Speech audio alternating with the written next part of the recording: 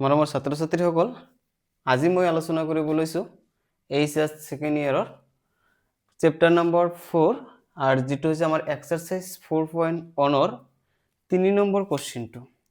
R এই 3 number কোশ্চেনত কি আছে, if a equal to 1 2 4 2 then show that determinant of 2a equal to 4 of determinant of a আমার কি কৰিব লাগে, শো কৰিব লাগে।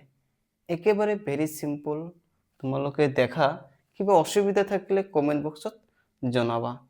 Then we have solution. We have, আমাক কি দিয়া আছে? আমাক দিয়া আছে a equal to 1 2 4 2। যেহেতু আমাক ইয়াত আছে ডিটারমিনেন্ট অফ 2a, প্রথমত আমি কি বাহির করিম, 2a বাহির করিম, তার পিছত আমি ডিটারমিনেন্ট বাহির করিম। ঠিক আছে, এটো যদি 2a করিম আমি 2a ইকুয়াল টু, তাহলে এফালে যেহেতু 2 পূরণ দিছো, আমি রাইট হ্যান্ড সাইডতো কি করিম, 2 পূরণ করিম। গতিকে 2 2 1 2 4 2। গতিকে এইটো আমি সলিউশন কৰো, তেনেহলে এই 2 অনৰ লগত পূৰণ হ'ব। 2 যেতিয়া অনৰ লগত পূৰণ হ'ব তেতিয়া কি হ'ব, 2 * 1 মানে 2, 2 গৈ 2 ৰ লগত পূৰণ হ'ব মানে কিমান হ'ব 4, 2 গৈ 4 ৰ লগত পূৰণ হ'ব মানে কিমান 8, 2 2 ৰ লগত পূৰণ কৰিলে আমি কি পাম, 4 পাম। এইটো হৈছে আমাৰ 2 এৰ ভ্যালু। এগাইন আমি কি বাহিৰ কৰিম, determinant of a। Determinant of a মানে কি, আমি determinant of a is a matrix, then find of determinant of a। আমি আগত আমি ডিটারমিনেন্ট অফ a বাহিৰ কৰিম, তাৰ পিছতহে আমি মেইন সলিউশনত যাম। গতিকে 1 2 4 2 আগত আছিল আমাৰ এটো কি ম্যাট্ৰিক্স ফৰ্মত, এতিয়া আমি এটো কি বলে পৰিবৰ্তন কৰিলো, ডিটাৰমিনেন্ট ফৰ্মত। গতিকে ডিটাৰমিনেন্ট ৰুলস এপ্লাই কৰি আমি কি কৰিব পাৰো, এইটো এলিমেন্ট ইয়াৰ লগত পূৰণ আৰু এইটো এলিমেন্ট গৈ কাৰ লগত পূৰণ হ'ব, এইটোৰ লগত পূৰণ হ'ব। গতিকে 1 আৰু 2 পূৰণ কৰিলে কিমান হ'ব 2, তাৰ পিছত ডিটাৰমিনেন্ট ৰুলস মতে ইয়াত কি হ'ব, আমাৰ দ্বিতীয় টাৰ্মৰ আগত মাইনাস হ'ব। গতিকে 4 আৰু 2 পূৰণ কৰিলে কিমান হ'ব 8।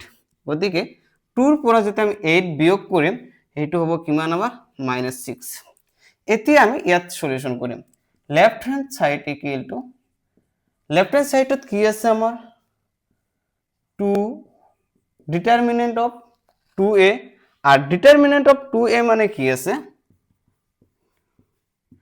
2a, therefore determinant of 2a এর ভ্যালু হৈছে 2 4 8 4। ইয়াক আমি সলিউশন কৰিম, 2 ইয়াৰ লগত পূৰণ আৰু 8 গৈ এইটোৰ লগত পূৰণ।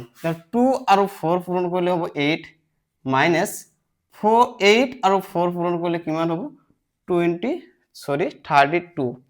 এতিয়া বিয়োগ কৰিলে কিমান হ'ব 24।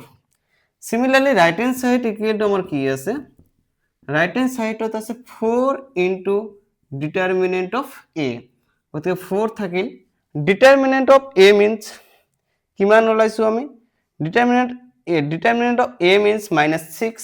গতিকে ইয়াত ডাইরেক্ট আমি -6 বহাই দিম। এতিয়া কিমান হ'ব 4 আৰু -6 পূৰণ কৰিলে 24। গতিকে আমাৰ লেফট হ্যান্ড সাইডত -24 এন্ড ৰাইট হ্যান্ড সাইডত -24 মিলি গৈছে। গতিকে আমি ক'ব পাৰো যে left hand side equal to right hand side should. আশা কৰি তোমালোকে বুজি পাইছা। কিবা ধৰণৰ প্ৰবলেম থাকিলে কমেন্ট বক্সত জনাবা, মই ট্ৰাই কৰিম পুনৰাই বুজাই দিয়াৰ কাৰণে। Thank U.